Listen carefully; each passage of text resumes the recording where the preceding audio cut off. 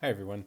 So today I wanted to start by considering this surface that we looked at in a previous class, which is an octagon with edges glued together according to the different colored arrows, as I've marked below. And previously,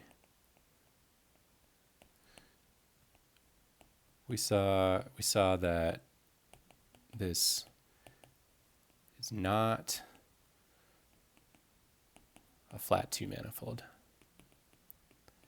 And the reason was, if you look at one of the vertices here and do all the gluing that the arrows tell you to do, you'll see actually that all of these vertices get glued together.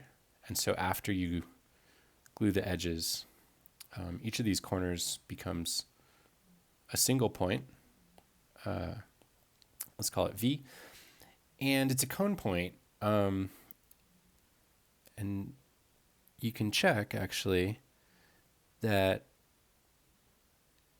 it's a cone point of angle larger than 360. So why is that? Well, here we have an isosceles triangle, and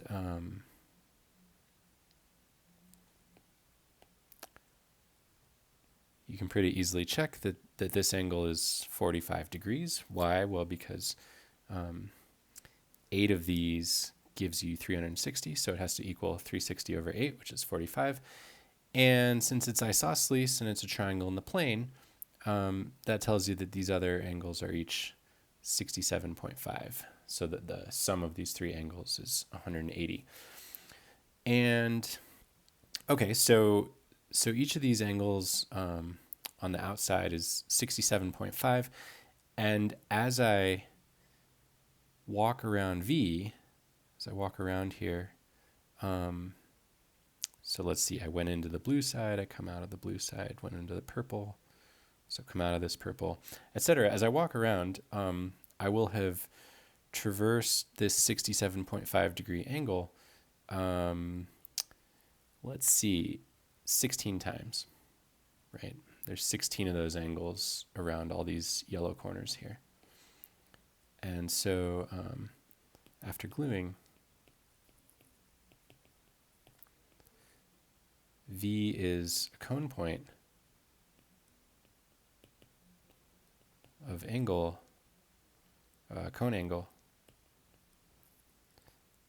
67.5 times the number of them, which is 16.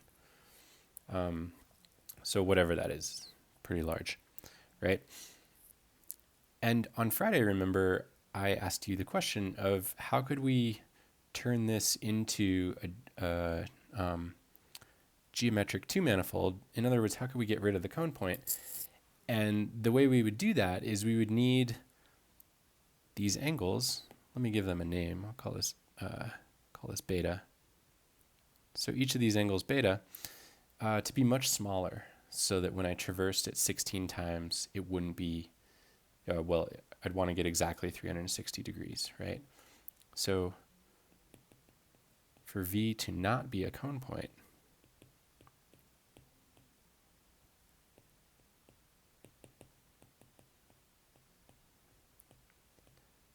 I would need, as I went around beta 16 times, I'd need to get to 360 degrees.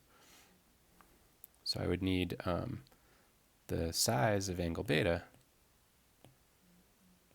times 16 to be 360, because then I would have a 360 degree cone point, which is really not a cone point, it's smooth.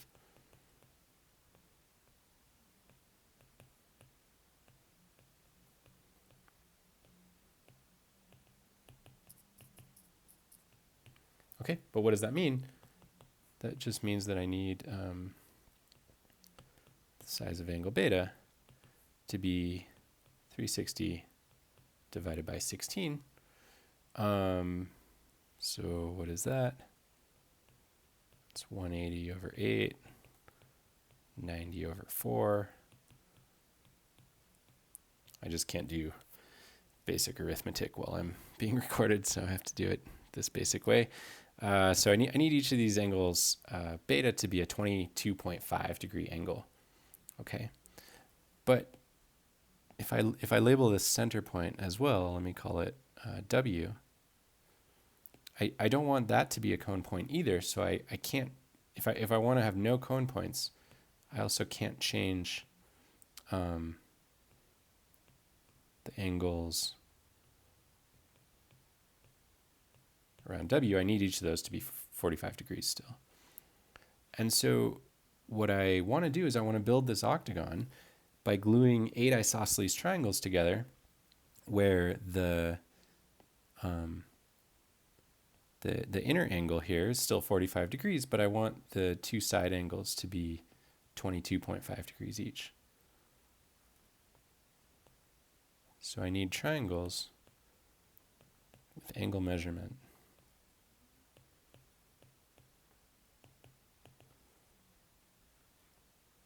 of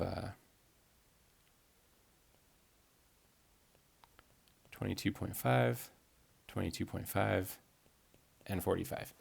And of course, the sum of these interior angles is just 90, which is not 180, so I cannot build such triangles by cutting them out of the plane. But as we've seen, these triangles exist in hyperbolic space.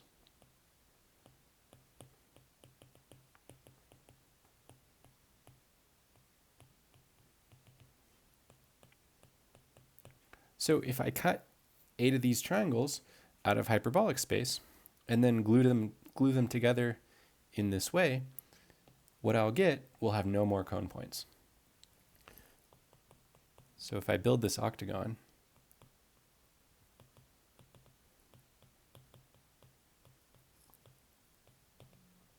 using hyperbolic triangles,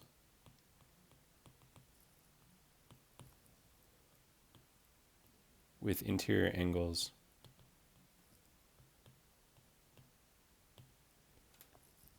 of 45, 22.5, and 22.5, and then identify the edges as described above on the octagon.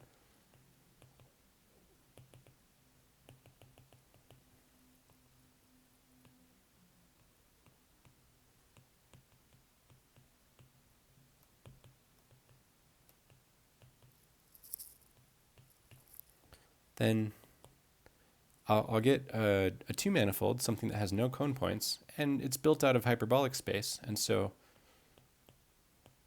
what I will have is a hyperbolic two-manifold.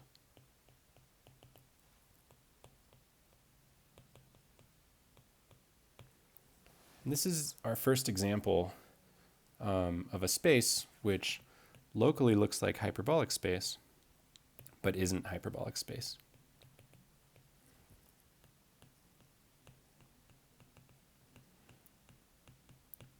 One easy way to see that it's not hyperbolic space is that it has finite area, and hyperbolic space has infinite area. And the reason we know it has finite area is because the area of a triangle in hyperbolic space is completely determined by its interior angles. And so we can calculate the area of this triangle. It's just some number. And so the area of this octagon is 8 times that, and that's the area of this two-manifold that we've created. Okay. Okay, so that was an answer to one of the exercises I gave you in the previous video lecture. And what I wanted to talk about next was a question that people have been asking, which is how do we determine what these things look like? And this is kind of related to another important question, which is how many different surfaces of this form can I actually build? Like, are there an infinite number of these that are all different from each other? How weird can they get? That's the kind of thing I want to explore next. And so, what do we have so far?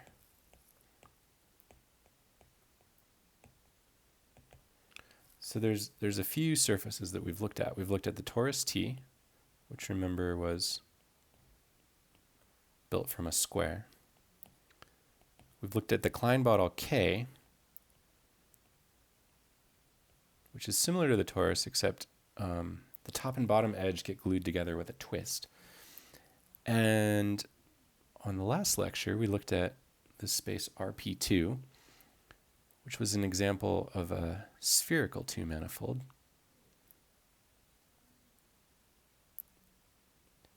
In this case, when you do the gluing, you twist both sides together. And remember to make this into a surface that had no cone points, we needed to cut these triangles out of the sphere. In fact, we needed all angles to be 90-degree angles in this triangle. But if you build this out of 90, 90, 90 triangles, you get a space with no cone points. And now we have this octagon with the edges glued together in a very specific way. And I haven't given a name to it yet. And these are the main examples we've looked at so far. And so a natural question to ask is, what do they look like, and how many other examples of these can we build, right? So in terms of what do they look like, remember that the torus T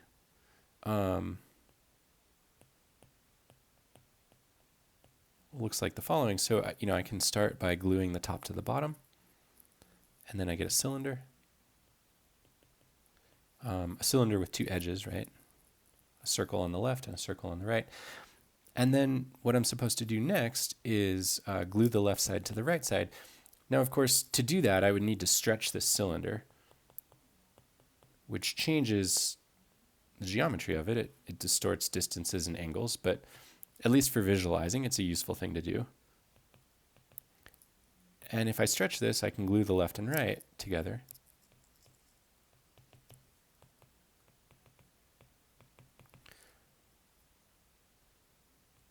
To get something like this. So here's where I glued the left side to the right side. Okay, and so what does T look like? Well, at least if I stretch it, I can visualize it. It looks like a donut. Okay. And this idea of stretching is really useful. It helps us, one, to visualize some of these things. The Klein bottle is kind of the same way. And two, it's going to help us to classify them. It's going to help us answer the question of how many of these surfaces are there. So let me give you an example of that.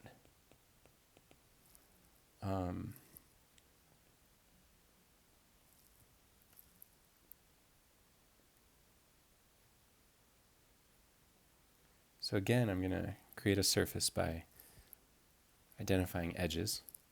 So I'm going to glue the left side to the top side, and I'm going to glue the right side to the bottom side. And the arrows tell me how I glue the edges together. So like this point here is getting glued to that point since they're both above the arrow, right? And my question is, what surface is this? In particular, does it look like one of the surfaces that we've already seen so far? The torus, the Klein bottle, RP2. Does it look like something more familiar? And the answer is it does, actually. So remember from a previous lecture, I said there's nothing special about how I presented this surface. What matters is just what gets glued to what. And so I can cut this along this purple arrow here, and then I can rearrange these two triangles in a different way by perhaps gluing two of the black edges together, for instance. Okay, and so if I do that, what do I get? Well, I'm going to keep, so I'll call this the left side and the right side. I'll keep the right side as it is.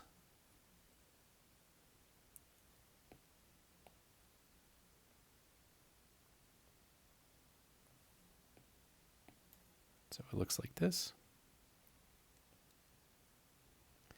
And now I want to glue the left side to it, and I want to glue it along this side edge here. So I'm going to glue the black 1 arrows together, which doesn't change the surface because they're already being identified. But notice that to do that, if I just put the if I just rotate it, rotate L, it looks like that. So this is not how I'm supposed to glue these because the arrows are pointing in opposite directions. So actually, I need to flip L over, kind of imagine picking it up, flipping it over, and then the arrows will line up. And so if I do that, if I flip it over, it would look like, oops. Now the arrow which was pointing left is pointing right.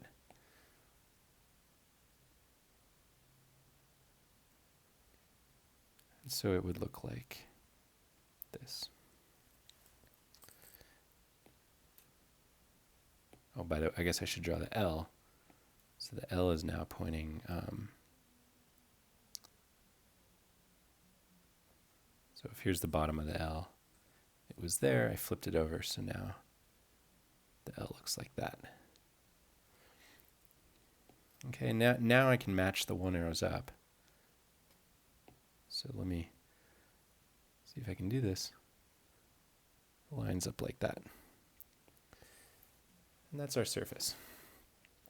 And what I want you to notice now is that I can stretch this to get something that looks more familiar. Oops, I think I made a mistake here. I think this purple, which way is this purple arrow supposed to be pointing? So this purple arrow here is pointing up. So then when I rotated the L, it should have been pointing down. And then when I flip it over, it should still be pointing down. So I had a mistake there. Okay, so this is what it looks like. And now what I wanted to say is if I stretch this, oops.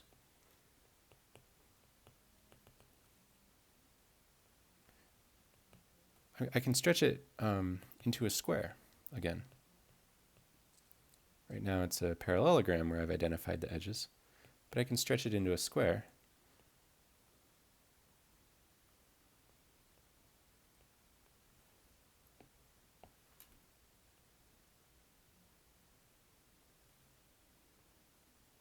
Just by moving this side down, for instance. And now you see that it looks like something more familiar. Remember, there's nothing special about whether the arrows are purple or black or whether it's a single arrow or a double arrow. All that matters is it's telling us how to glue, right? And so this is just saying that the left side gets glued to the right side, so I could have just as easily drawn it like that. And the bottom gets glued to the top with a twist. They're pointing in opposite directions. And so these two surfaces are the same as each other. Even though I labeled the arrows differently, the gluing that they determine is exactly the same. And okay, so this surface here is obtained by stretching this surface here, and this surface is equal to that one. I just represented those two in a different way. But this one's something familiar. This is just the Klein bottle K, right? K says glue left to right and glue top to bottom with a twist. And that's what this is doing. And so what we're seeing is that this surface, where I glue the edges this way, can be stretched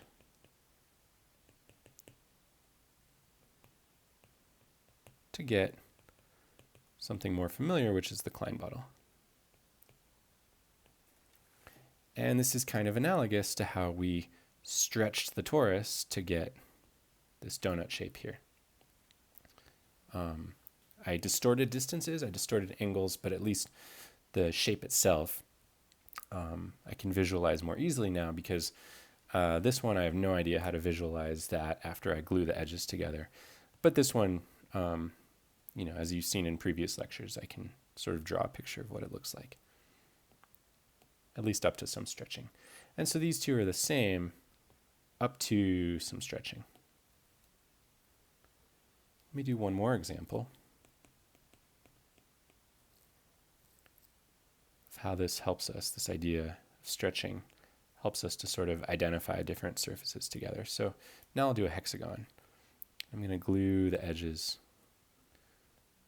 I'm going to glue each edge just sort of to its opposite with no twisting involved.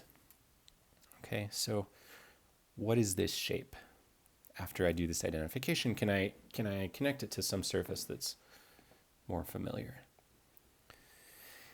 And this is a fun thing to play around with on your own. So I would actually encourage you to pause the video at this point and play with doing some different cuttings and identifications like I did in the previous example.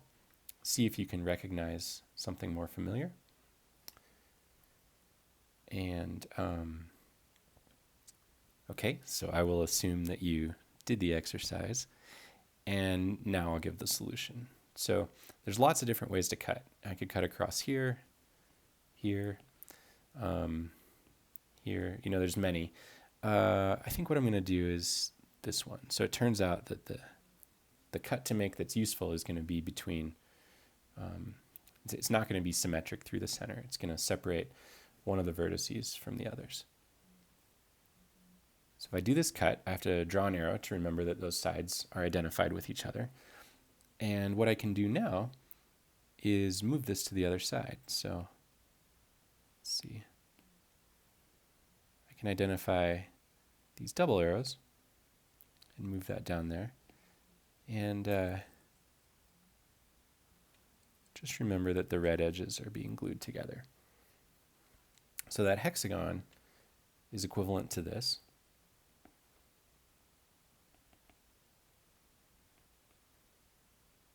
I'll just draw it again real quick.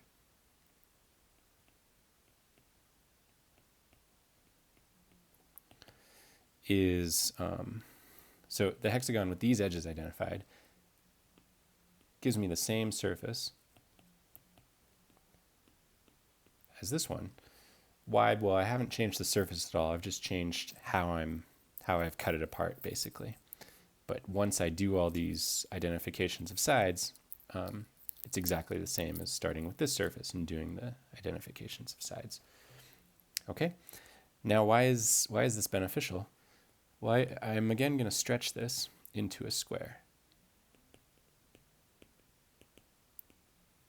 So I can stretch this to get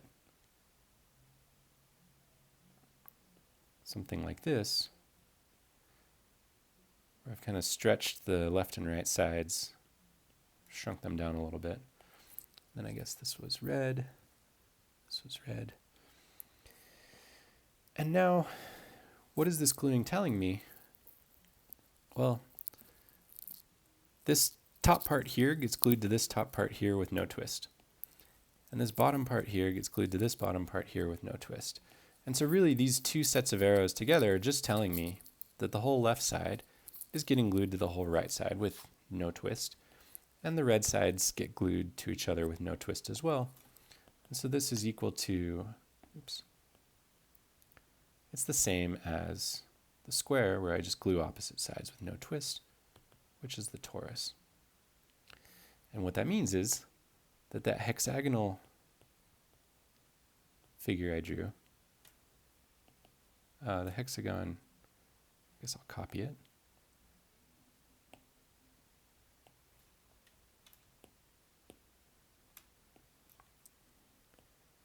Can be stretched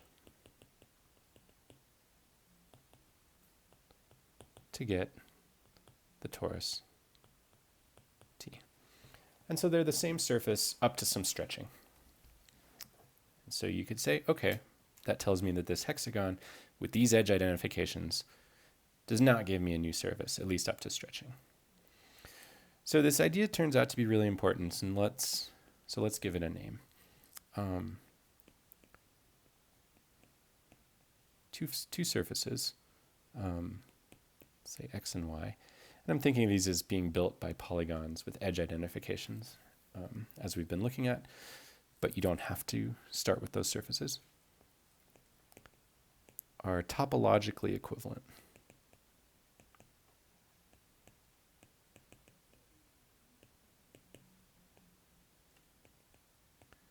one can be stretched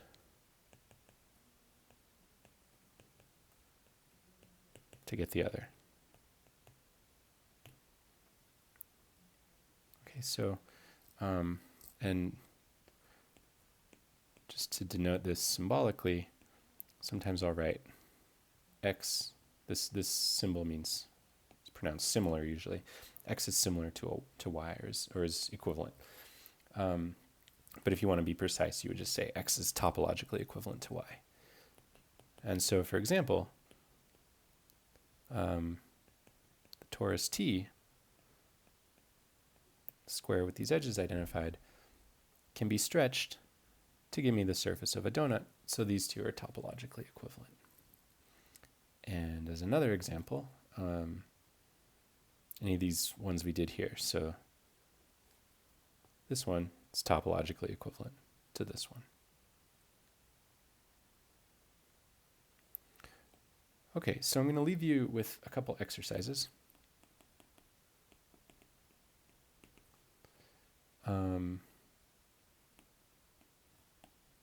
Show that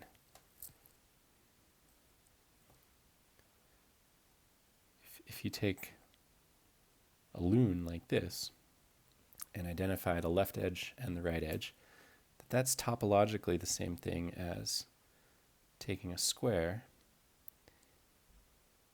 and identifying edges like this, and that's topologically equivalent to something very familiar, which is the sphere. So all of these can be stretched and give us the same thing. So that's exercise 1. On the other hand, if I take a loon